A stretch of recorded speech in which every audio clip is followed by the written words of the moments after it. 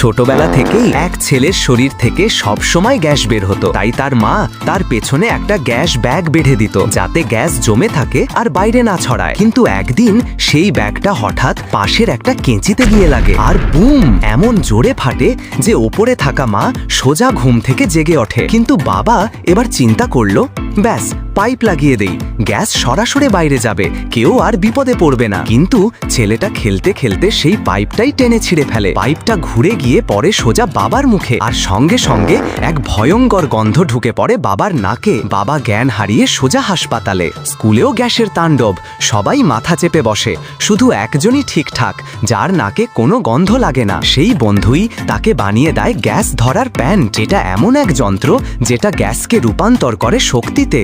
গাজর খেলে ছেলেটা তৈরি করে এত গ্যাস যে 100 কিলোমিটার যেতে লাগে মাত্র 1 কেজি গাজর।